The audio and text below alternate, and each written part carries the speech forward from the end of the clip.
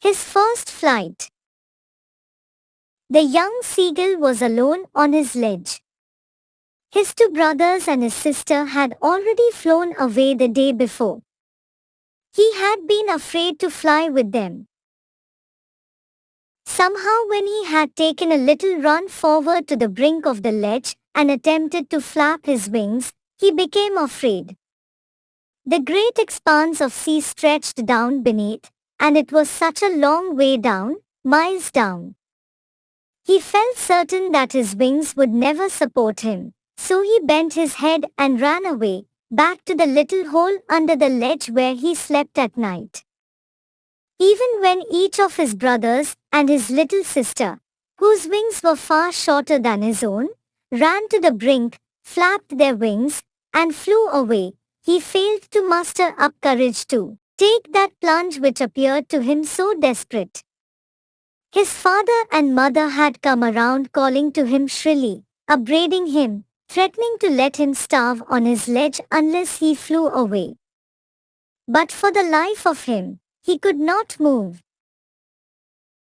That was 24 hours ago. Since then, nobody had come near him.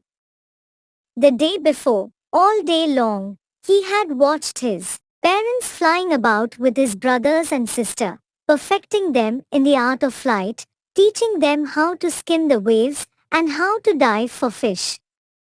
He had, in fact, seen his elder brother catch his first herring and devour it, standing on a rock, while his parents circled around raising a proud cackle.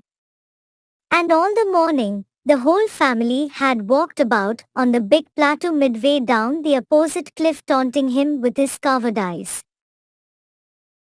The sun was now ascending the sky, blazing on his ledge that faced the south. He felt the heat because he had not eaten since the previous nightfall.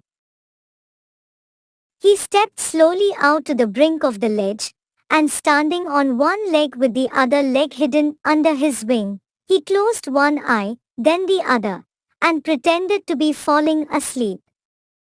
Still they took no notice of him. He saw his two brothers and his sister lying on the plateau dozing with their heads sunk into their necks. His father was preening the feathers on his white back. Only his mother was looking at him. She was standing on a little high hump on the plateau, her white breast thrust forward. Now and again, she tore at a piece of fish that lay at her feet and then scraped each side of her beak on the rock. The sight of the food maddened him.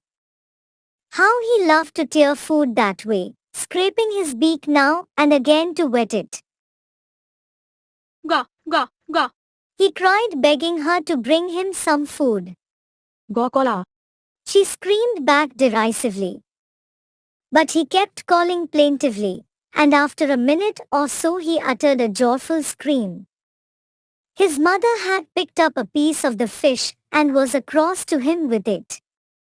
He leaned out eagerly, tapping the rock with his feet, trying to get nearer to her as she flew across. But when she was just opposite to him, she halted, her wings motionless, the piece of fish in her beak almost within reach of his beak. He waited a moment in surprise, wondering why she did not come nearer, and then, maddened by hunger, he dived at the fish. With a loud scream, he fell outwards and downwards into space. Then a monstrous terror seized him and his heart stood still. He could hear nothing. But it only lasted a minute. The next moment, he felt his wings spread outwards. The wine rushed against his breast feathers, then under his stomach, and against his wings. He could feel the tips of his wings cutting through the air. He was not falling headlong now. He was no longer afraid. He just felt a bit dizzy. Then he flapped his wings once and he soared upwards. Ga, ga, ga, ga, ga, ga, Gokola. His mother swooped past him, her wings making a loud noise. He answered her with another scream. Then his father flew over him screaming. He saw his two brothers and his sister flying around him, curveting and banking and soaring and diving.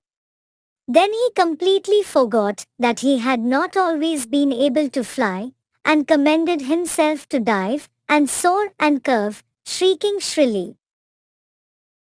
He was near the sea now, flying straight over it, facing straight out over the ocean.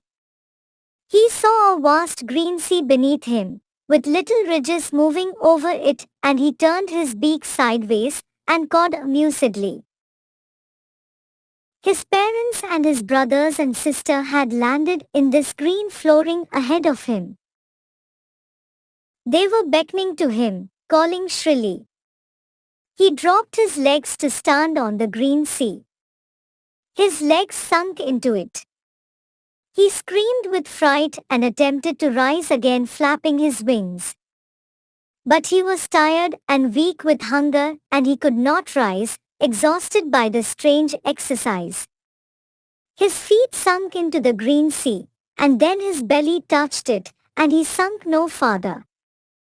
He was floating on it, and around him his family was screaming, praising him, and their beaks were offering him scraps of dogfish. He had made his first flight.